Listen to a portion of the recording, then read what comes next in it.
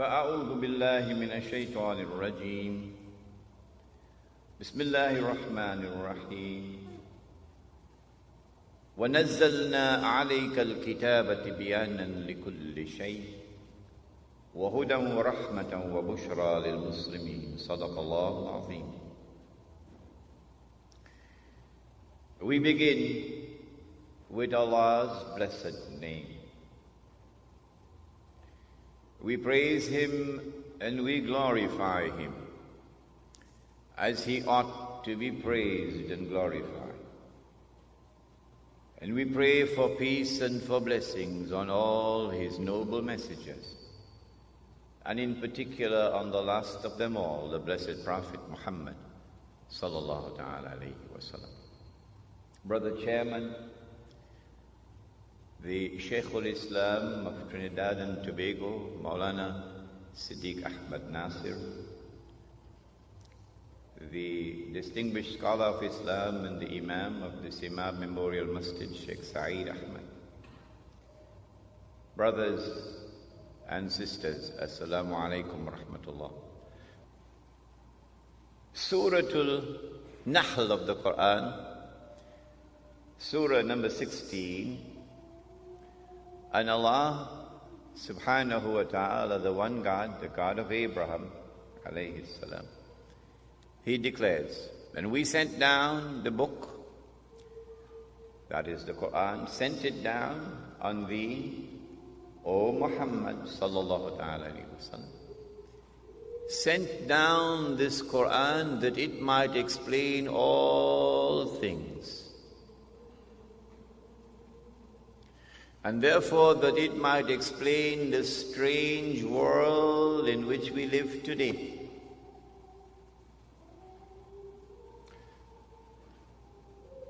And therefore that it might explain the strange events that are constantly unfolding in the Holy Land. The Holy Land is not Mecca and Medina, not in the Quran. The Holy Land is not Banaras, not in the Quran. In the Quran, the Holy Land is that land in which the state of Israel is now located, otherwise known as Palestine, the Holy Land. Strange events are unfolding in the Holy Land. This Quran has come to explain. And this Quran has come to guide. Guidance does not come from Islamic organizations or from the University of the West Indies or from Whitehall or from the Trinidad Guardian or the Express. Guidance comes from this book. That explanation and that guidance have come as rahmah, an act of kindness from the Lord. And for those who have the good sense and the wisdom, and who make the effort to go into the book and study the book of Allah, and search for that which explains and that which guides. And then they accept and they embrace and they apply it in their lives. Bushra lahum, good news and glad tidings for them. They will understand what others cannot. They will succeed when others will not.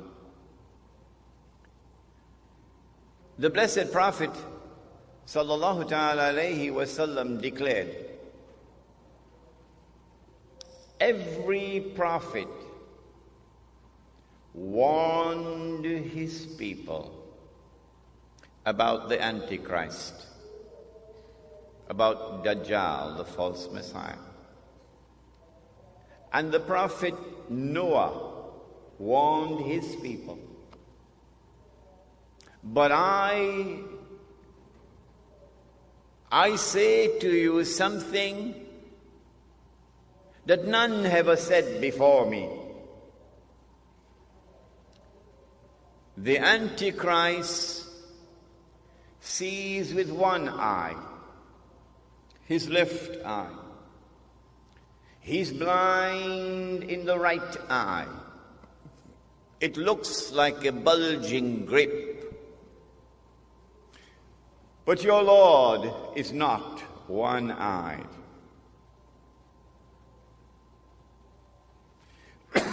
Between his eyes, on his forehead, is written the word kafir, disbeliever.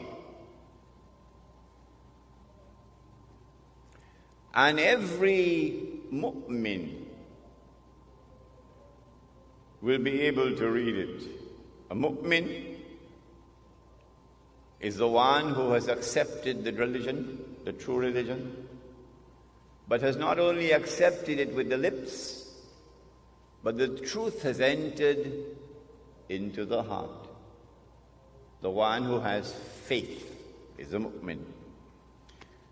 And so every mu'min will be able to read and recognize disbeliever. Whether that mu'min is literate or illiterate.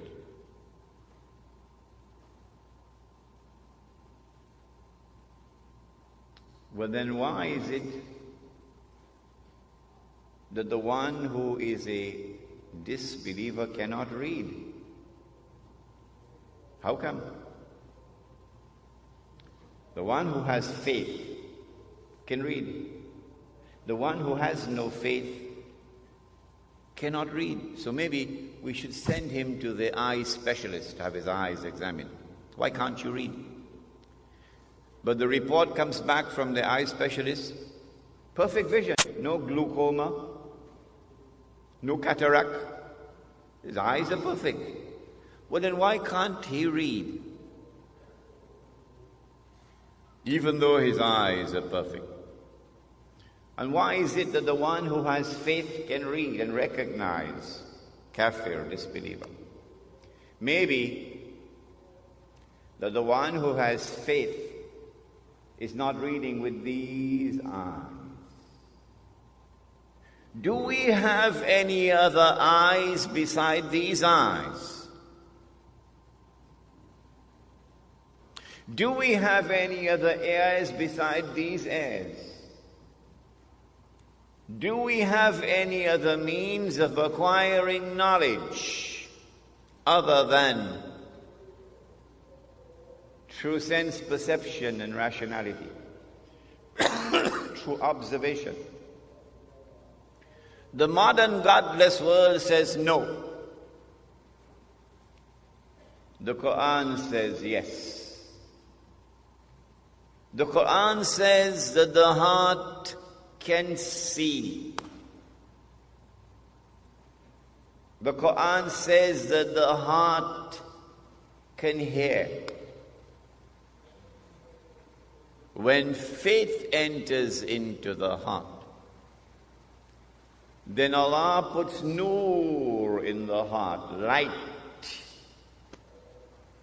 And with that light, the heart can see what these eyes cannot see. And so now it is plain and clear that when the one who has faith is seeing, he's seeing with more than these eyes. He's seeing with the heart. And so now it is also plain and clear that when Dajjal sees with the left eye, it symbolizes external vision. When Dajjal is blind in the right eye, it symbolizes internal blindness. With this introduction, we understand now that when we're dealing with the subject of the Antichrist, there is a lot of symbolism involved in it. Religious symbolism, which needs to be interpreted. In previous lectures, we were told about a divine promise which was communicated to the Israelite people, that Allah was going to send a prophet who would be known as Al-Masih, the Messiah, and who would rule the world with justice, confirmed by Nabi Muhammad alayhi salatu wasalam. He would be Hakimun Adil. He would rule the world with justice. From the throne of Nabi Dawood alayhi salam, the Prophet David, and with a rule which would be eternal.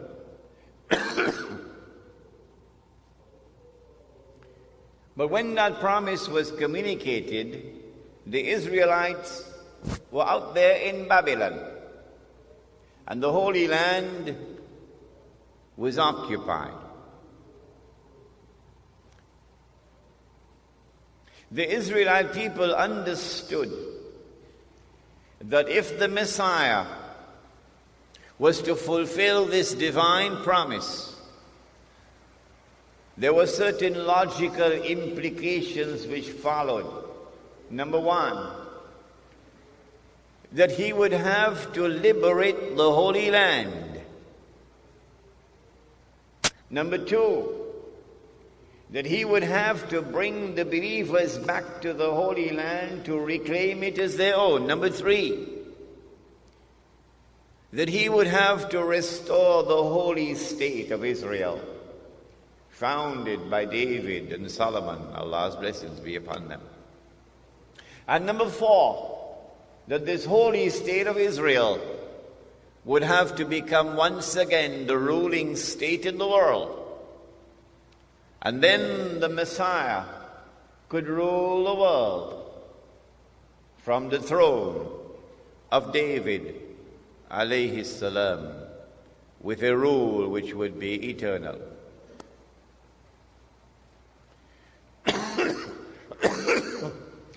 After almost 100 years in Babylon, suddenly things began to happen, and the Holy Land was liberated.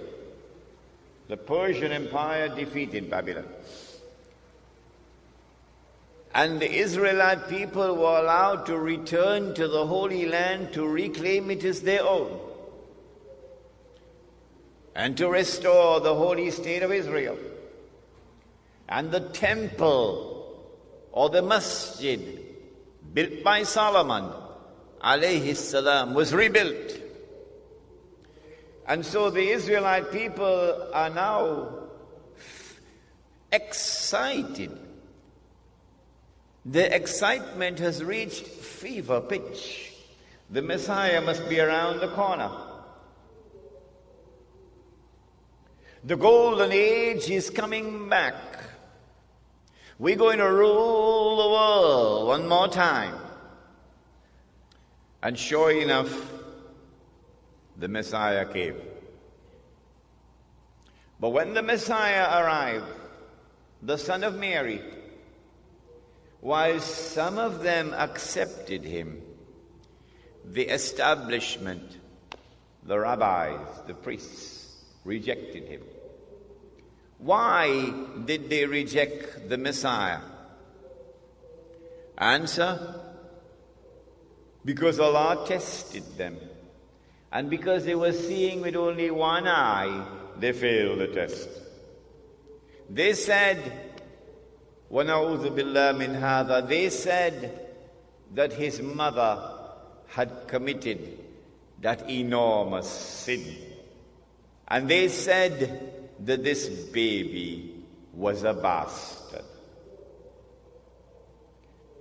If they had seen with two eyes, with the internal eye, then they would have known, oh no, appearance and reality were completely opposite to each other with this baby.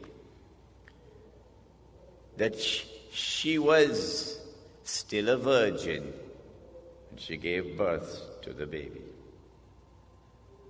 But they did not see with the internal eye. And today's lecture reminds the speaker and the audience that unless we see with the internal eye, we will be deceived in so many different ways.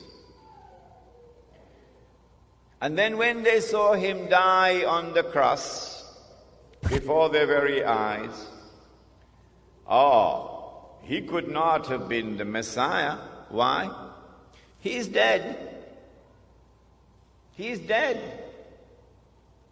And the Holy Land is under Roman occupation.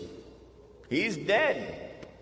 He never ruled the world from the throne of David, alayhi salam. The golden age never came back, but he's dead.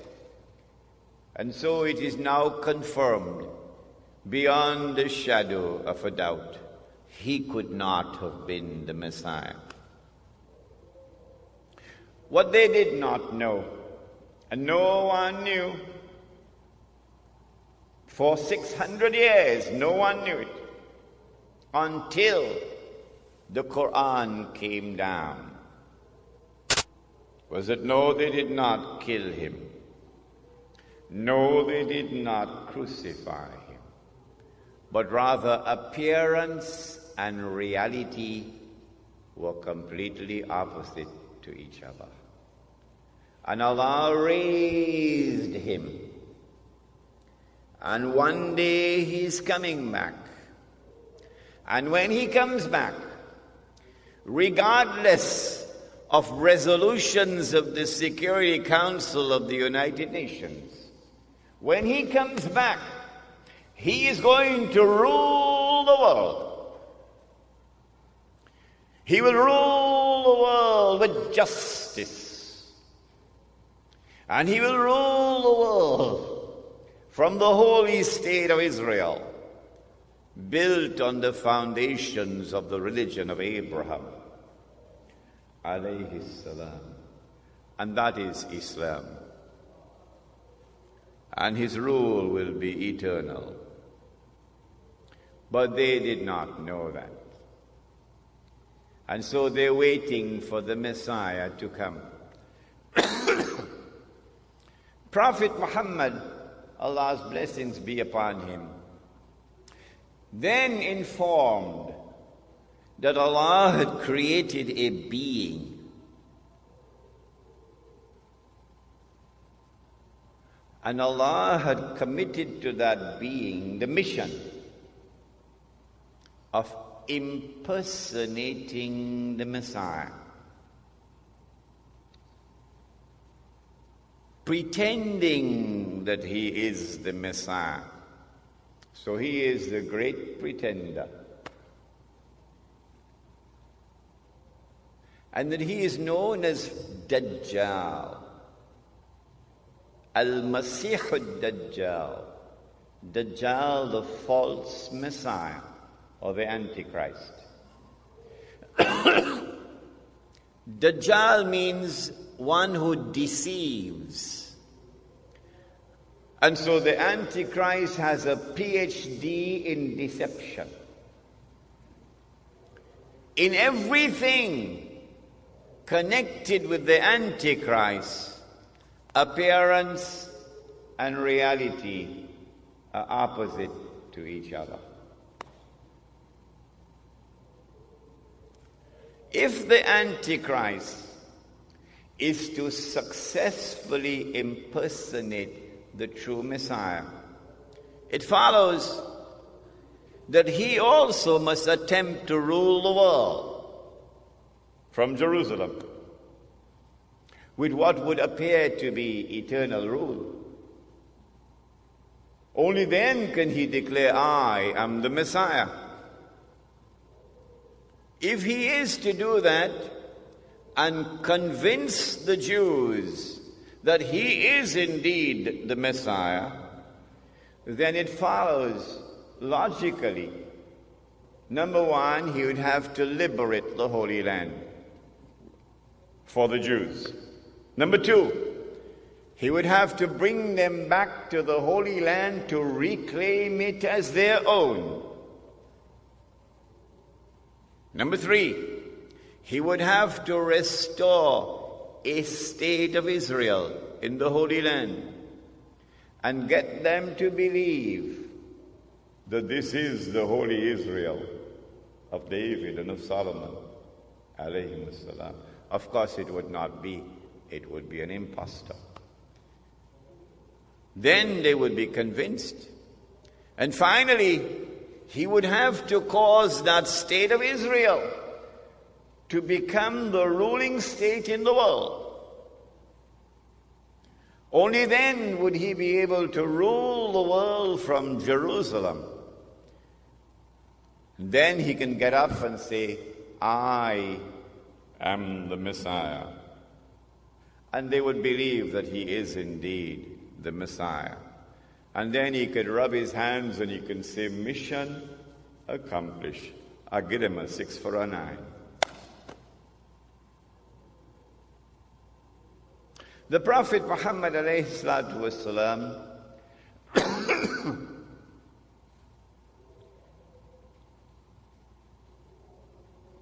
once suspected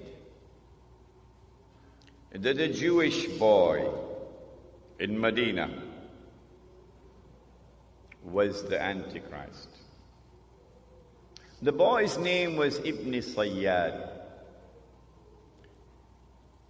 So he took his companion Umar radiallahu ta'ala with him to go and question the boy. The boy was very disrespectful in his answers. And Umar radiallahu ta'ala anhu was very angry. He said, O Messenger of Allah, give me permission. I cut off his head.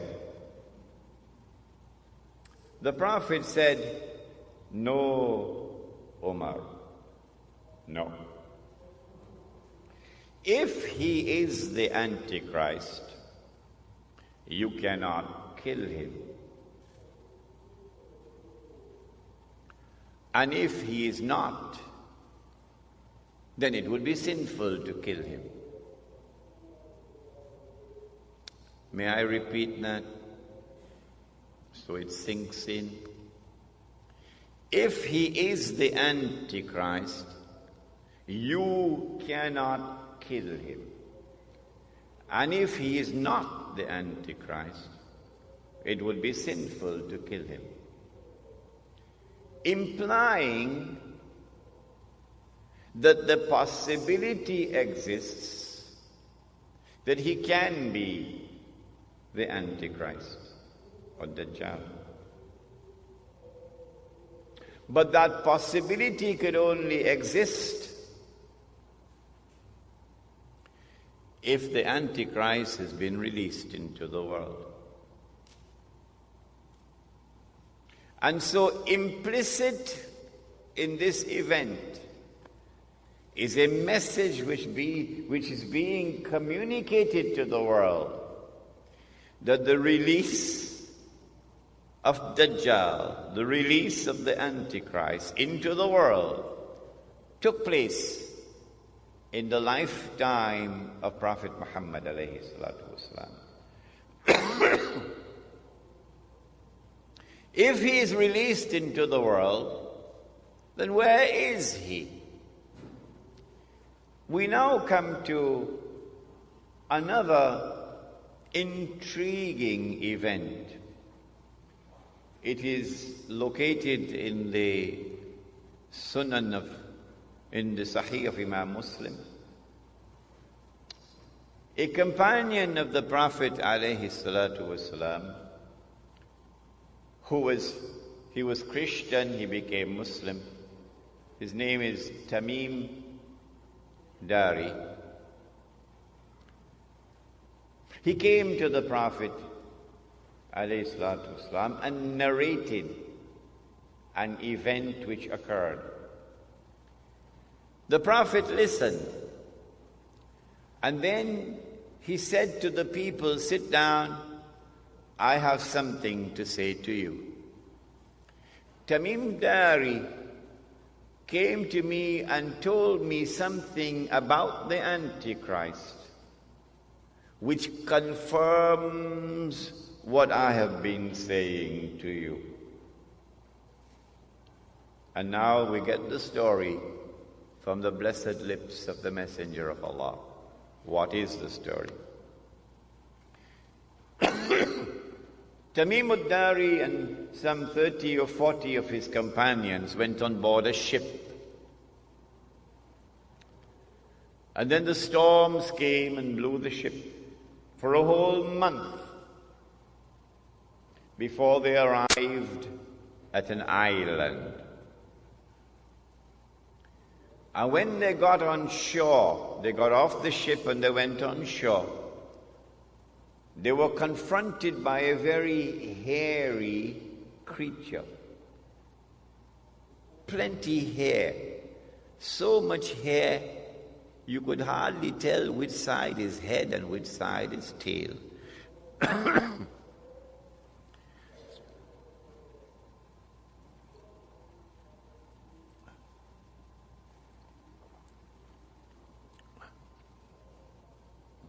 And then this creature spoke and said, I am Jassasa. Jassasa. Spy. Surah Al-Hujurat, وَلَا تَجَسَّسُوا. Do not spy. So this is an island with a lot of people who excel in spying. And then Jassasa pointed to a monastery. There's someone waiting to see you there. So they rushed to the monastery. And there they found this young man, powerfully built, with curly hair. But there's no description about his eyes. His hands were chained to his neck. His feet were chained. And this man began to question Tamim ad-Dari and his companions. A number of very interesting questions. Could someone please send a copy of Jerusalem in the Quran for me? A number of very interesting questions. But I don't have time to tell you all of them. And then he said, I am Dajjal. I am the Antichrist. And when I am released, so up to this moment he's not as yet released. And when I am released, thank you, I will enter every town and every city, including Tunapuna.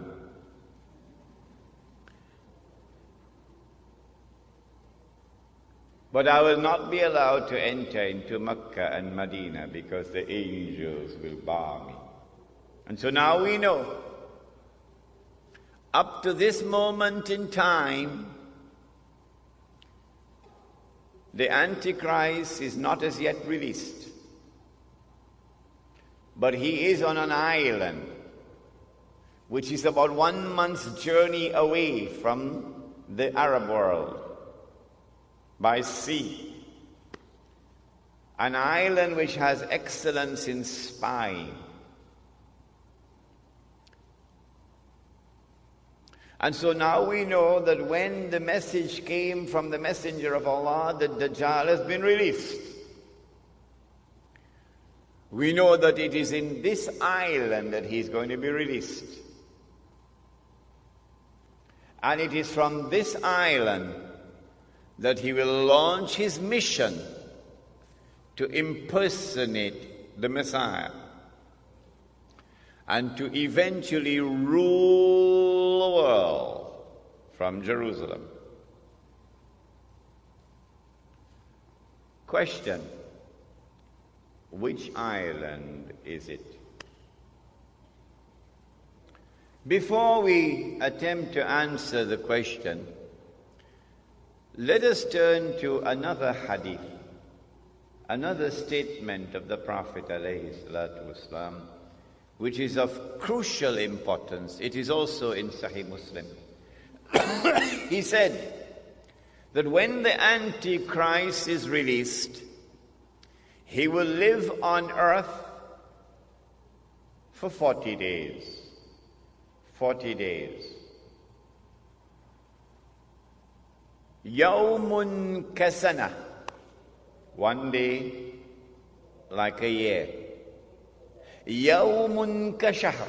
One day like a month. Yawmun kajum'a. One day like a week.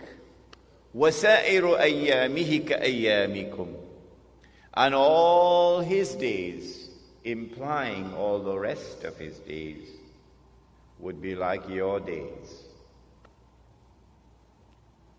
When his day, now listen carefully,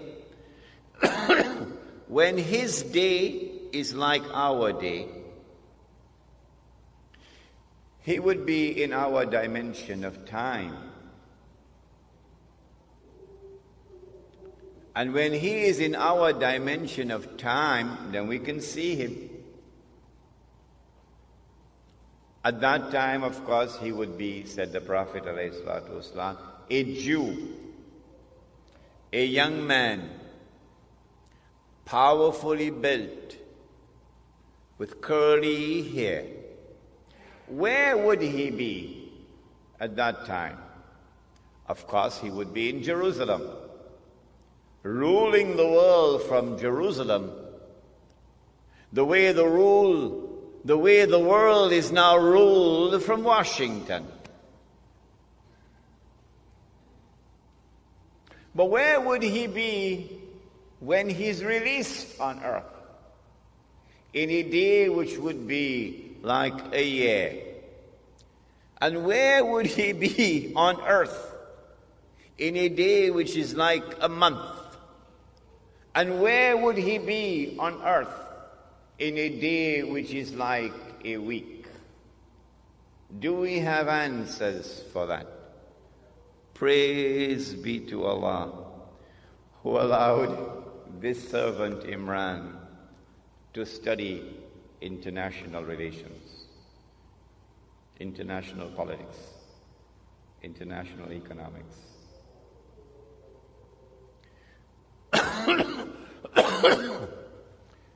The answer, of course, is that when he's released on earth, he would be on that island. And from that island, he will launch his mission to liberate the Holy Land, to bring the Jews back to the Holy Land, to reclaim it as their own, to restore a state of Israel in the Holy Land, and get the Jews to believe that this is the holy Israel of David and of Solomon, alayhim salam, and to cause that state of Israel to become the ruling state in the world. Which island is it? This is my answer. You do not have to agree with me.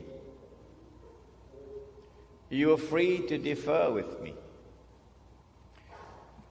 But you cannot say that I am wrong until you can tell me what is the right answer. That's fair, isn't it?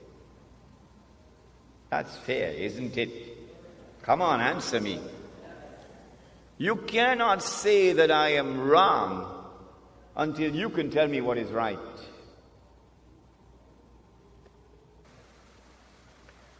An amazing thing has happened. That nowhere in the world, praise be to Allah, has anyone come forward so far to differ with me and to challenge me. Not one. Until I came to Trinidad. You know, because one fellow in Trinidad challenged me. In November of 1917, the British government did something which was incredibly strange and mysterious. A Britain which is now the prince of the secular world. The secular world takes religion out of politics. And Britain is the prince of the secular world. Britain issues a declaration known as the Balfour Declaration in November 1917 that it is the intention of His Majesty's government to work for the establishment of a Jewish national home in the Holy Land. Did you hear that? The only thing stranger than that ever occurred in history was the day that the cow jumped over the moon.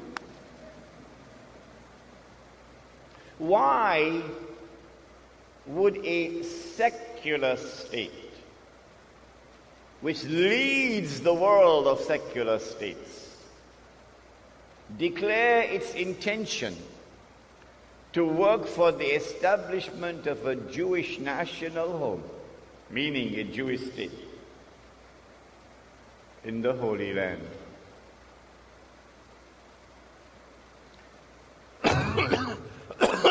Two months later, this was October 1917, in December 1917,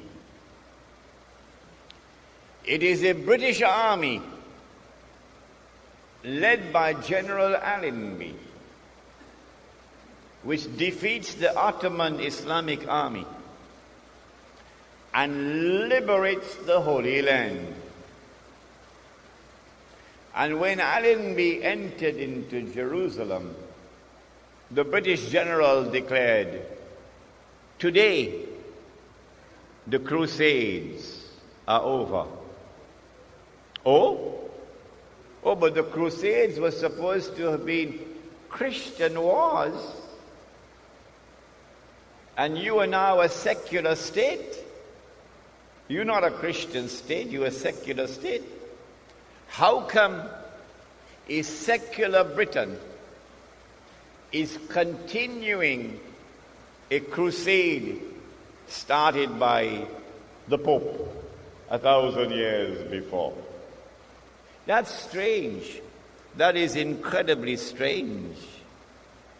Between 1918 and 1948, it is the island of Britain which ruled over the Holy Land on a mandate conferred by the League of Nations. And during that period of time, with tremendous deception, while pretending to keep the Jews out, Britain opened the doors for the Jews of Europe to enter into the Holy Land and to reclaim it as their own. In between came the interlude of Adolf Hitler, which speeded up the movement of the Jews from Europe to the Holy Land. In 1948, Britain did something strangest of all. Britain is a state with a tremendous commitment to the rule of law. And so every time Britain decolonized, there was always an insistence of a legal transfer of power. And then you had the flags going up at midnight, and the national anthem and this constitution and so on, a legal transfer of power. It happened in Trinidad as well. But in 1948, when Britain left the Holy Land, she left like a thief in the dark. For the first time, for the only time in British history, there was no legal transfer of power from Britain to the successor state. In 1948, Britain acted as the midwife for the baby to be born. The European Jewish state of Israel. And so my answer is that that island of Tamim ud-Dari is Britain.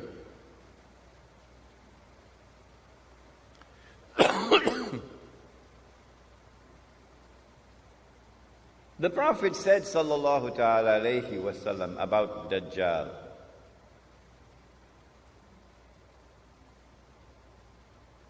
that he would ride on a donkey, and the donkey would travel as fast as the clouds, and the donkey would have his ears stretched out wide.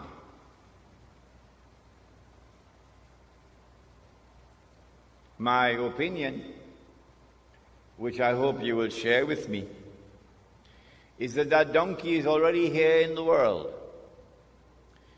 This is religious symbolism with which we began the lecture. The donkey is the modern aircraft.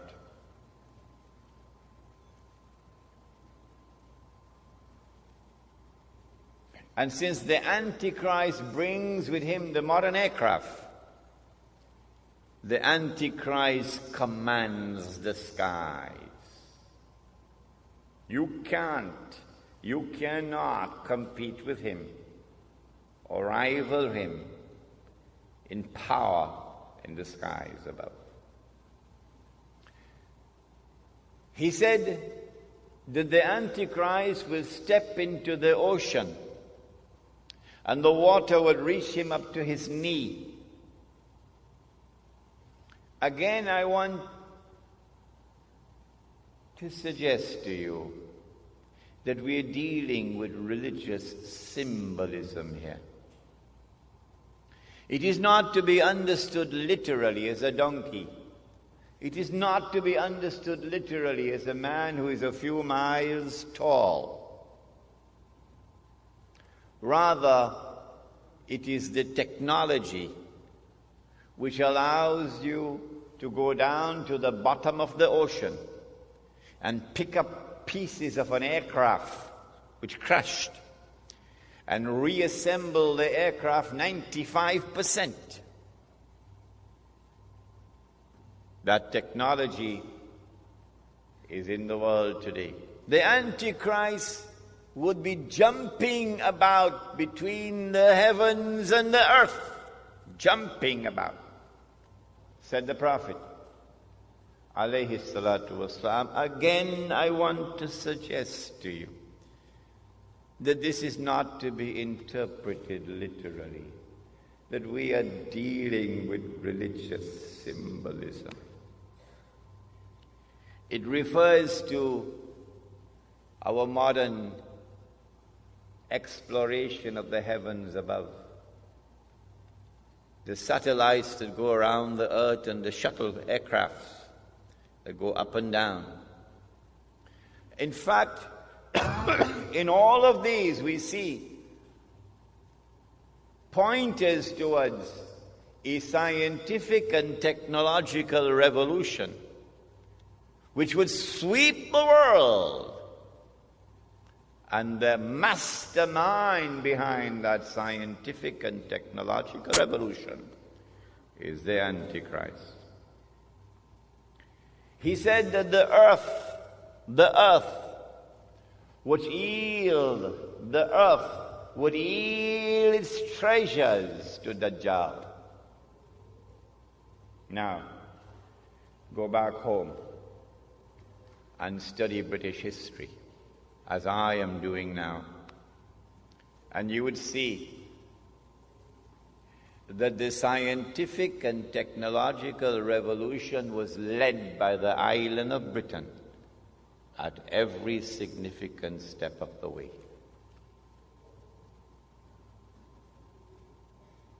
The earth would yield its treasures to Dajjal.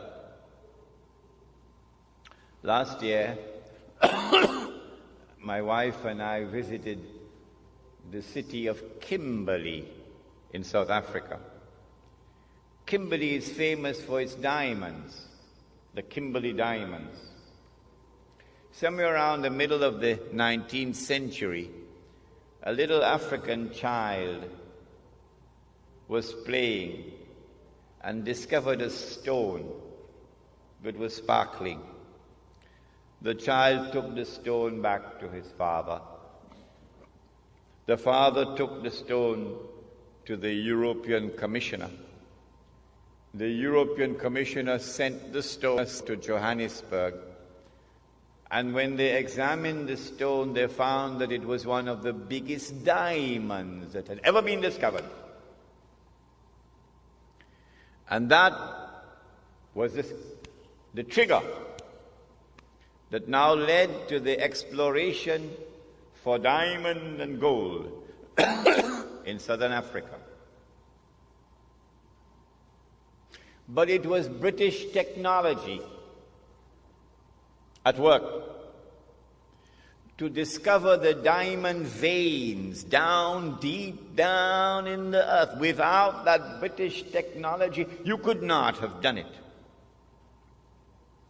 And then they began to dig these huge man-made holes. And in Kimberley, we saw the biggest one of all. My wife and I stood at the edge of this big hole. Big hole. You could put a couple of aircraft down inside there. And way down at the bottom of the hole, way down deep inside the earth, they went and they mined the diamonds.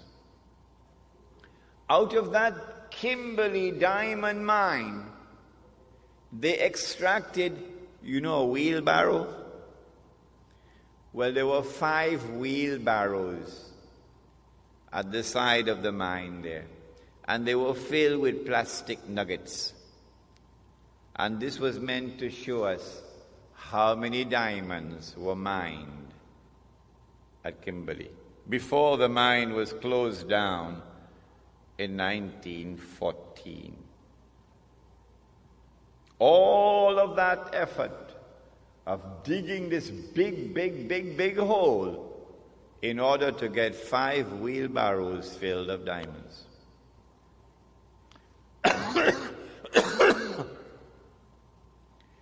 In 1914,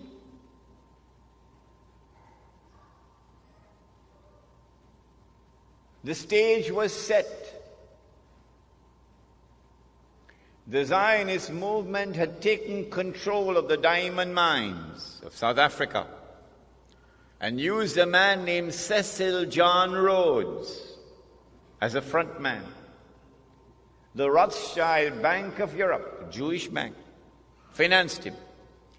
And they were able to harvest all those diamonds and then use the sale of those diamonds to build up a war chest.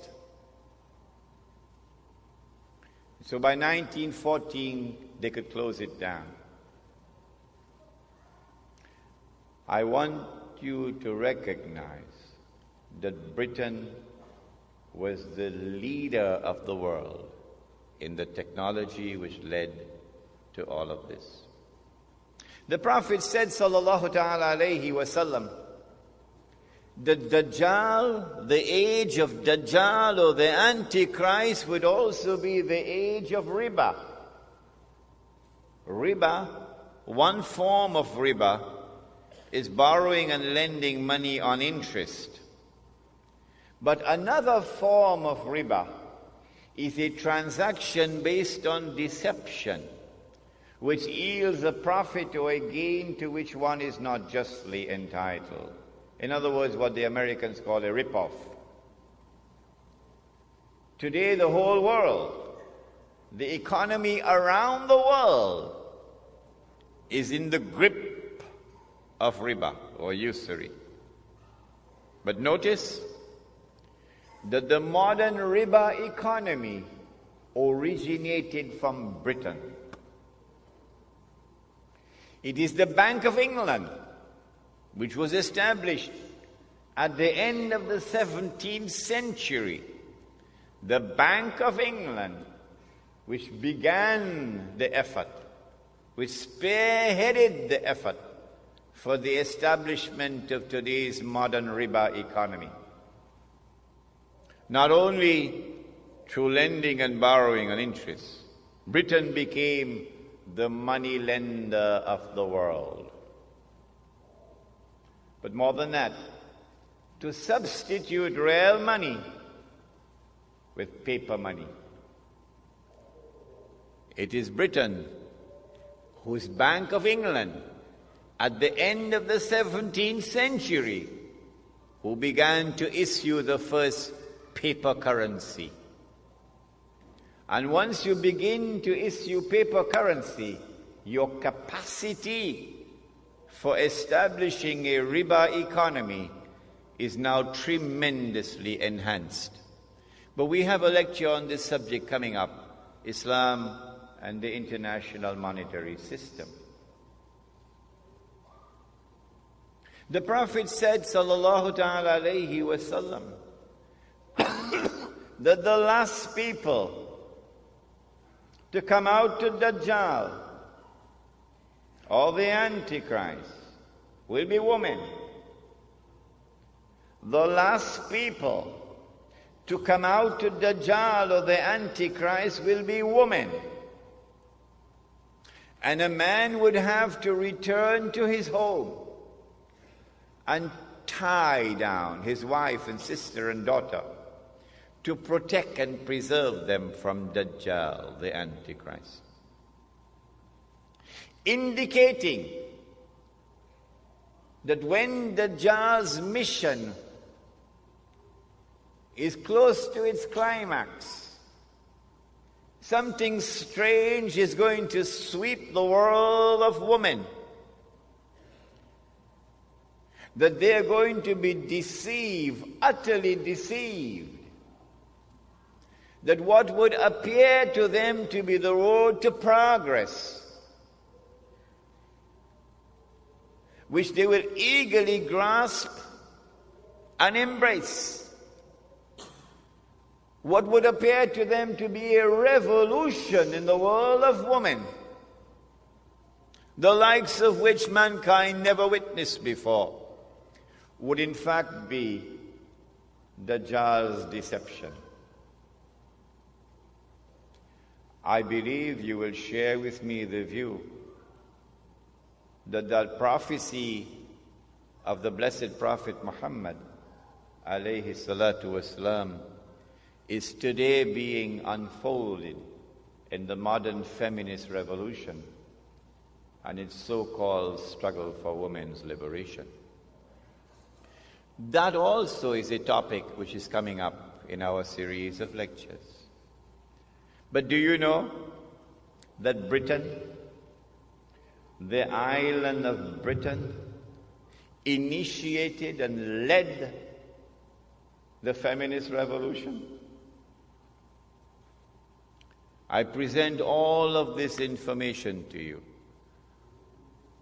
to argue the case that the island in the hadith of Tamim ud-Dari is the island of Britain. Now then, I notice that when Dajjal is released in a day which is like a year, and Britain is his headquarters, I notice as a student of international relations, I notice that Britain strangely becomes the ruling state in the world. Come on, you explain to me. How do you explain a little obscure island off the coast of Europe, which never walked on the stage of history? An island that Napoleon contemptuously dismissed as a nation of shopkeepers. How do you explain that that little island establishes its rule over the whole world? Pax Britannia. Britain rules the world. I want to suggest to you tonight that the only man who can explain the emergence of Britain as the ruling state in the world at the time when it emerged is a man named Muhammad. Allah's blessings be upon him. And the explanation is that this is the work of the Antichrist. In 1914, if you would go back and do some research, you will find, as yet, air power has not as yet come. Your armies commanded the land, and your navy commands the sea. And Britain controls the seas of the world. In 1914, Britain commanded every strategic naval port in the whole world. This was not by accident. It is time for us to sit back now and read history once again. It is because Britain was poised at that moment, commanding the seas around the world. And the Zionist movement had accumulated this vast chest of money through the diamond mines of South Africa. That in the summer of 1914, they were ready to strike with an act of terrorism. An act of terrorism which changed the world. I want to suggest to you that the authors of that act of terrorism in the summer of 1914, through which the Archduke Franz Ferdinand was assassinated in Sarajevo, are the same authors who planned and executed the September 11 attack on America. There are those who will not be convinced. They will say, no, CNN does not lie. The American government does not tell any lies. No, they said that it is Arabs and Muslims who attacked America on September the 11th, and we are convinced that they are speaking the truth. But guess what? One day, we'll stand in another court. On that day, the Quran says, يَوْمَئِذٍ تُحَدِّثُ أَخْبَارَهَا. The earth will reveal all the secrets that the media don't tell us today. And on that day, I will not be surprised when I am shown who are the authors of the September 11 attack on America. I would not be surprised on that day.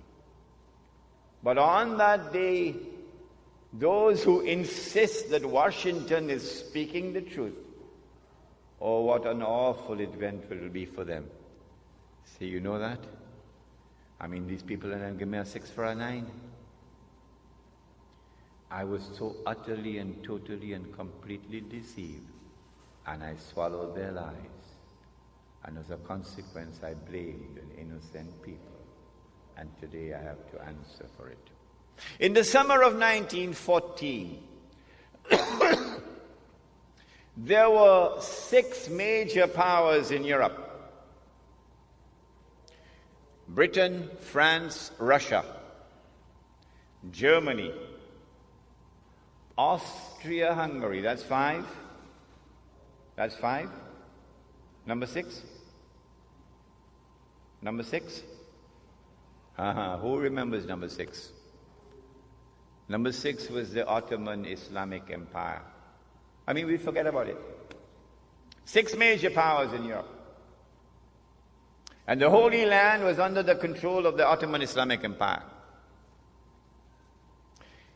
The Archduke Franz Ferdinand was assassinated in Sarajevo. And the fingerprints or the footprints, which were of course manufactured, led to Russia. It was intended to lead to Russia. Like September 11 footprints or fingerprints was intended to lead to Arabs and Muslims. And so Austria-Hungary declared war on Russia as George Bush attacked Afghanistan. And then Britain and France, who had a defense treaty with Russia, now came to the assistance of Russia and joined the war. And then Germany entered the war on the side of Austria-Hungary. And then the Ottoman Islamic Empire was pushed, shoved into the war on the side of Germany. And so the stage was set, as the stage is now set today after September the 11th. And the big war took place. But strangely, Britain was losing that war, because Germany unveiled a new weapon of war that had never been used before, the submarine. As Israel is going to unveil a new weapon of war tomorrow that has never been used before. And when Britain was on her knees, facing defeat, Britain, which was the ruling state in the world, is now facing defeat. Then the German Jews went to the British government and said, let's make a deal. If you will promise to give us the Holy Land, we'll bring the United States into the war on your side. Britain said, deal. You will see all of this on the last day. And so the United States entered into the war. And Britain won the war. In the process, the Ottoman Islamic Empire was defeated, was dismembered, and the Holy Land was liberated for the Jews. And so an act of terrorism led to this strategic target being achieved, the liberation of the Holy Land. But now, the United States takes over from Britain as the new ruling state in the world. In the same way that Britain had a mysterious relationship with the Holy Land and with the Jews, the United States now has that mysterious relationship with the Holy Land and with the Jews. The first country in the world to recognize the state of Israel is the United States of America. Is that by accident? No, not after today's lecture. You'll never think it's by accident. The United States presents presents the baby with everything that the baby needs to grow up to become not only a strong man but a superpower. Massive economic aid, massive military aid, massive transfer of cutting-edge military technology, some from the front door, a lot from the back door. And Israel grows and prospers. But in order to keep this Israel safe while it's growing, You had to create a new organization called the United Nations Organization. You had to create something called the Security Council, whose responsibility is for international peace and security. And you had to give veto power to the United States in the Security Council, so that every time mankind came together to censure that Jewish state, the United States is there to cast a veto to protect the baby. It happened time and again, that the United States is protecting Israel. If there was any doubt that the United States has now taken over as the ruling state in the world, 1956 put an end to that. In 1956, Britain, France, and Israel attacked Egypt, took over the Suez Canal. The American president was Dwight Eisenhower, General Dwight Eisenhower. He ordered Britain and France and Israel to withdraw. And they had to withdraw. And the British government fell. So Anthony Eden had to resign. Very clearly, Britain is no longer the ruling state in the world. The United States has taken over. If you felt that the Soviet Union was on par with the United States, that they are two superpowers, that the United States is not the ruling state in the world, then the Cuban Missile Crisis of 1962, I think, put an end to that. Remember?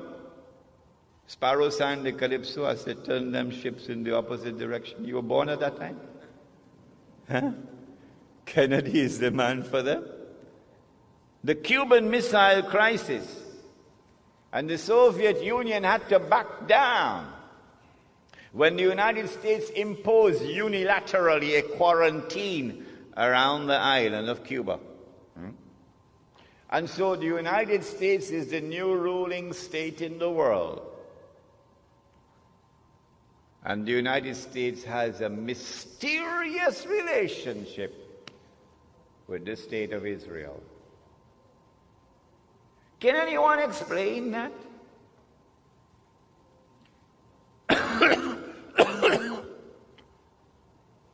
About 2 weeks before September the 11th, there was an international conference on racism and racial discrimination in South Africa, in Durban.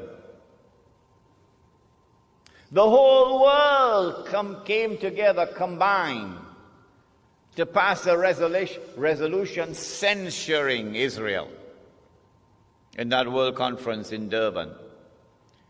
Israel walked out of that conference. Guess who walked out with Israel? Colin Powell, the Jamaican. Who is supposed to be representing the black people of the United States of America. The black people of the United States of America invested heavily in that conference. For years they worked for it. And yet the United States of America walked out of the conference in solidarity with Israel. Can you explain? Do you have any means of political analysis, any tools of political analysis which can explain this mysterious relationship between the United States and the State of Israel?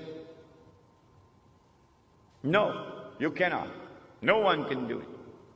None can explain except a man named Muhammad sallallahu alayhi wa sallam. What is the explanation? Dajjal has completed a day which is like a year, and he's now in a day which is like a month. Phase 2 of his mission. Brothers and sisters, I now come to the most important moment in this talk. I want to share with you my political and spiritual vibration here. And that is that I have come to the conclusion. You know, Lloyd West taught me a local expression. He said, when God wants to kill Bachaki, he give them wing to fly.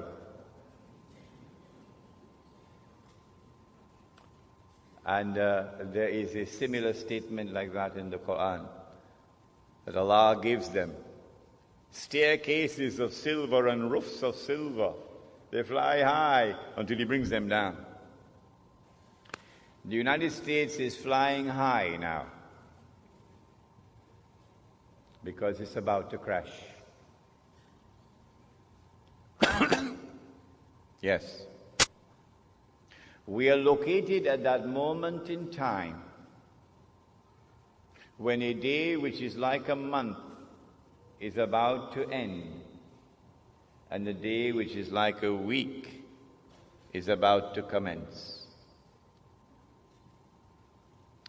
When it does occur, it will confirm what I'm saying. When Britain became the ruling state in the world, Britain took control of the money of the world. And the sterling pound was the international currency. You remember those days when we used to study? £1 4.80, £2 9.60, £3 14.40 when you went to school? Huh? Yeah. And then when the United States took over from Britain as the ruling state in the world, the United States could not be the ruling state in the world without taking control of the money of the world. And so the US dollar replaced the sterling pound as the international currency. This took place at the Bretton Woods Conference, the Bretton Woods Accord in upstate New York. And I'm saying to you, if you look at the world of money, you would see the writing is on the wall. The Bretton Woods Accord is collapsing. It has already collapsed.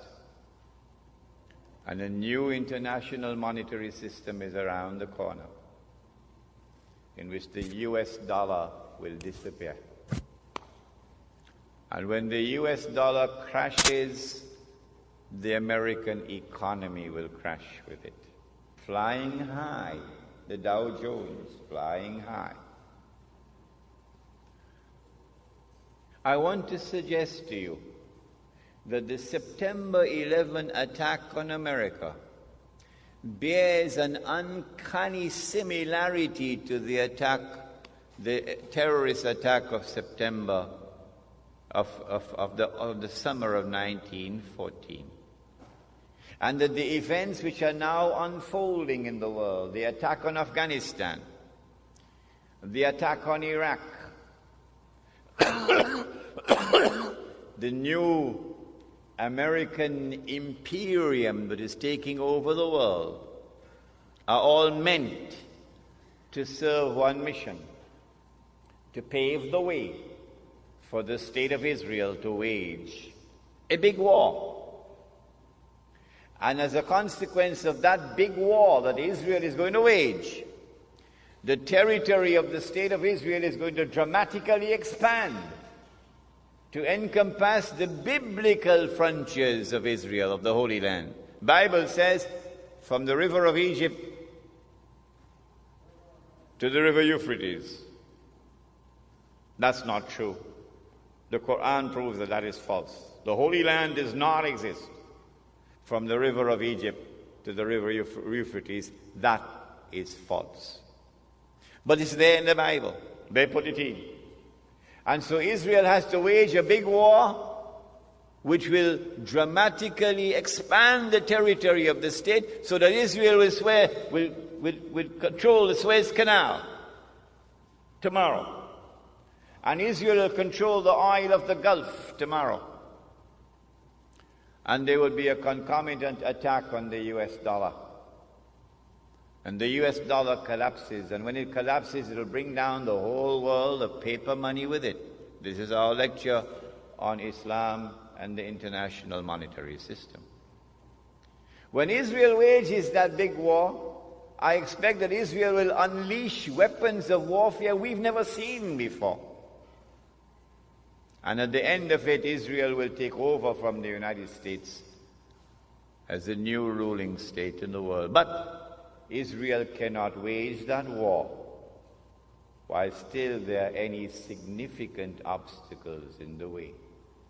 And now put on your thinking caps.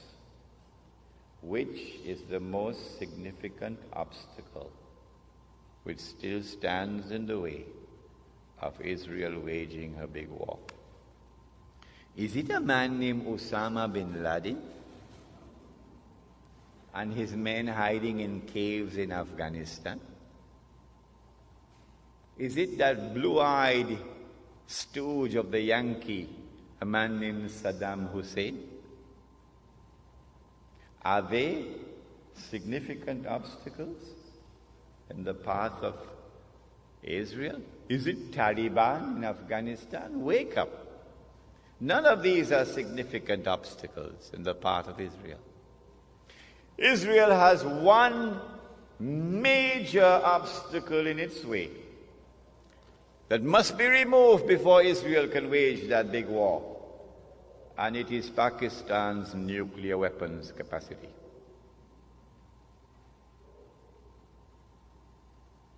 And coupled with that is Iran's missile capacity.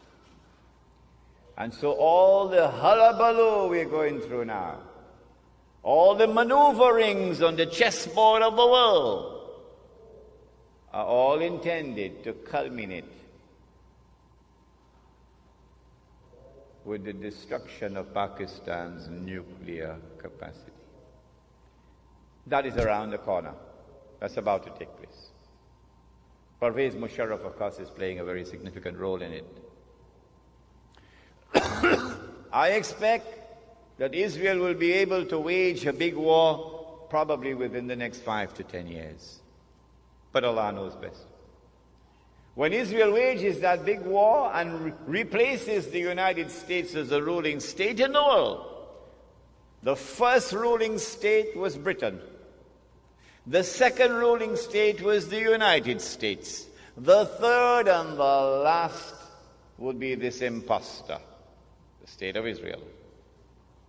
I am suggesting to you that Dajjal, or the Antichrist, would now have completed stage 2, a day which is like a month, and would be commencing stage 3, a day which is like a week, meaning a much shorter period of time. It is at this time that terrorism reaches its climax. They not only attacked Sheikh Ahmad Yassin in an act of state terrorism that Washington did not see. They have now attacked and killed Abdulaziz Rantisi, and they have declared that they're going to continue killing all those who dare to lift their hands against the state of Israel. This is the biggest terrorist of all in the world, the state of Israel. But CNN will never tell you that. When Israel becomes the ruling state in the world, it is at that time that Muslims and Black Christian Africa, these two are brothers with each other.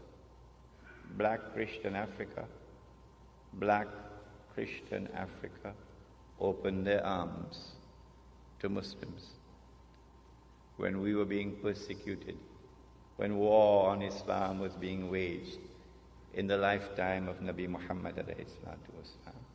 And a Christian king, a black Christian king in Africa protected us. I will never send them back to you, he said. And he looked at Islam and he looked at Christianity and he said, that which divides us from you is no more than this line in the sand, the Negus of Abyssinia. So too it was at that time. So too again it is today.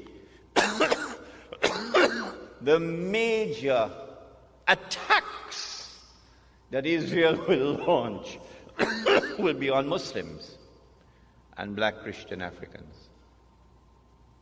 The Prophet said that a man will pass by a grave and would roll on the grave and would say, I wish I were in the grave rather than the dead man, because of biting, relentless oppression. But it will not last forever. The Dajjal, or the Antichrist, would be born. He would grow up. He would become the ruler of the state of Israel. He would rule the world from Jerusalem the way George Bush is ruling from Washington. I expect this within the next 50 years or so, but Allah knows best. It's going to be a horrible 50 years ahead of us. Horrible. And then he will declare, I am the Messiah. And the Jews will accept him as the Messiah. And then he'll rub his hands and say, mission accomplished. It is at that time that the Son of Mary will now come back, not before. Jesus cannot return until the Antichrist has completed his mission. The Christians of this country would do well if they would come to Islam so that Muslims can explain to them the subject of the Antichrist as it has been explained to them today, as never before explained to them. Jesus cannot return until the Antichrist has completed his mission. The Antichrist has completed almost 2/3 of his mission, but there's 1/3 still remaining. At that time, the Son of Mary comes down, and the true Messiah now kills the false Messiah. And then Allah subhanahu wa ta'ala will destroy Gog and Magog, and that's our next lecture, inshallah. So you've got to come back next month. And then said the Prophet Muhammad alayhi salatu wasalam, just listen to these two hadiths and we'll be finished. He said, when you see the black flags coming from the direction of Khurasan, Afghanistan is part of Khurasan. He said, go and join that army. These are two ahadiths combined here. Go and join that army. Even if you have to crawl over ice. These are his words. Go and join that army. Even if you have to crawl over ice. Because no one will be able to stop that army until it reaches Jerusalem. And so go back home today with joy in your hearts, even while there are tears in your eyes for the immense suffering through which we are going. Go back home with joy in your heart that there is a tomorrow which is coming, in which a Muslim army will liberate the Holy Land. The Prophet said, لَتُقَاتِلُنَّ الْيَهُودِ, you will most certainly fight the Jews. That's clear. Look at what they're doing today. وَلَتَقْتُلُنَّهُمْ, and you will kill them. You will be victorious. These are his words. حَتَّى يَقُولُ الْحَجَرُ, at that time even the stones will speak. Ya Muslim, هَذَا يَهُودِيٌّ وَرَائِي, there's a Jew hiding behind me. فَتَعَالَ فَقْتُلْ, so come and kill him. Not all. Those who are fighting us in the Holy Land. Those who are waging war. Those who are engaged in a mountain of wickedness and oppression and godlessness unprecedented in history. Go and kill them. So the Holy Land would be liberated. And then the Islamic state, the holy state of Israel, of David and Solomon, will now be restored in the Holy Land. And that holy Israel will become the ruling state in the world. And the Son of Mary will now rule the world from Jerusalem with a rule which will be eternal. And the religion of Abraham, the true religion of Abraham, would rule the world from the Holy Land. What Prophet Muhammad brought, Allah's blessings be upon him, is the religion of Abraham. And so we ask of you today, go back home and read the Quran once again. And see in the Quran the true religion of Abraham and accept it.